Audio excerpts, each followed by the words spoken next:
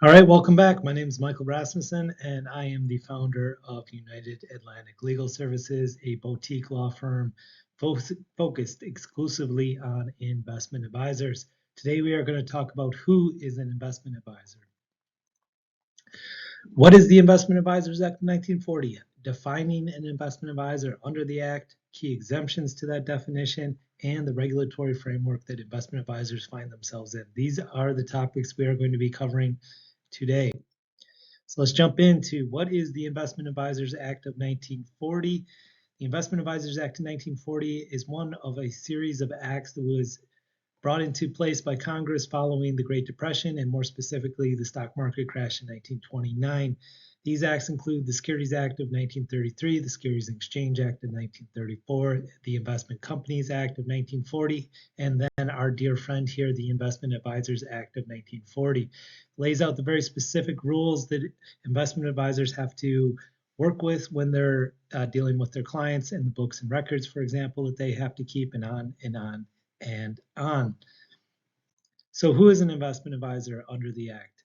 I'm going to go ahead and read you the definition here. Any person or firm that for compensation engages in the business of advising others, either directly or through publications or writings as to the value of securities or as to the advisability of investing in, purchasing, or selling securities, or that for compensation and as part of a regular business issues or promulgates analysis or reports concerning securities. I know that's a mouthful and there's a lot there, a lot to dive into, but generally just keep your eye on the for compensation piece of it. That is broadly construed by regulators. You don't want to get tangled up into a discussion with them about whether or not you're really getting compensation. They will look at things like increased reputation as a potential type of compensation.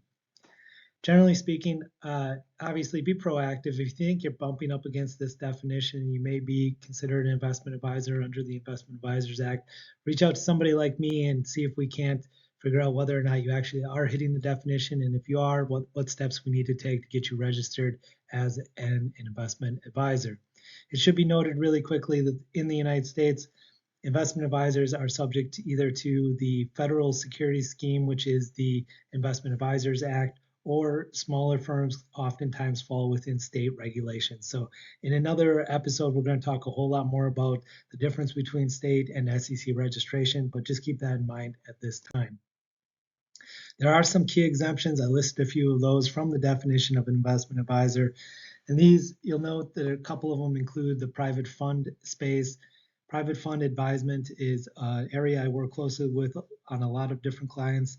And if you think you're an investment advisor focused on private fund and you want to know what the rules are in that space, again, please contact me and I'm happy to talk you through the process. The last one for our UK friends that are listening into this, there is an exemption for foreign private advisors. Make sure you take a look at that definition. And again, I'm happy to walk anybody through these exemptions to make sure that they're actually falling within the exemption and they do not need to register with the SEC. Regulatory framework for investment advisors. Once you become an investment advisor and you register as an investment advisor, these are some of the considerations that you have to have in mind. Number one, on top of mind should be this fiduciary duty. I'm going to have an entire series on the fiduciary obligations of investment advisors at a later time, but just note that as an investment advisor, the principle or the groundwork is this fiduciary obligation. You owe your clients a duty of care and you owe your clients a duty of loyalty under that fiduciary obligation. There's the Form ADV, also known as the ADV disclosure brochure. This is the document that helps investment advisors explain what they do, what they get paid to do, or the compensation they receive for doing those services, any conflicts of interest, and a whole litany of other things. This is a document that we talk or we use when communicating with our clients or prospect clients. There's a compliance program rule. This is Rule 2064-7, and this requires investment advisor firms to create a compliance program that is reasonably designed to prevent violations of the Investment Advisors Act of 1940. So the next one on here is record keeping and reporting.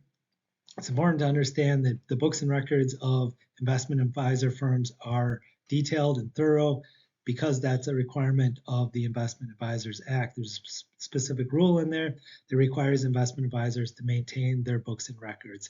This allows the regulators to come in and make sure that they are able to go through what you are doing and substantiate that information.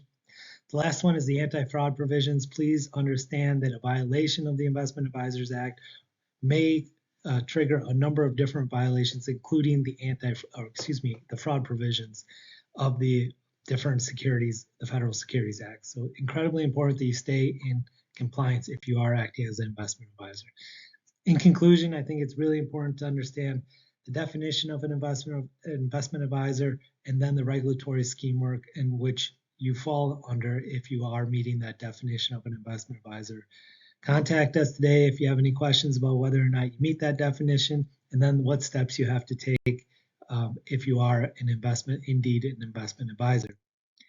Again, my name is Michael Rasmussen. I am the founder of United Atlantic Legal Services, a boutique law firm focused exclusively on investment advisors. Please contact us today. You can visit our website at www.unitedatlanticls.com. Again, that's www.unitedatlanticls.com.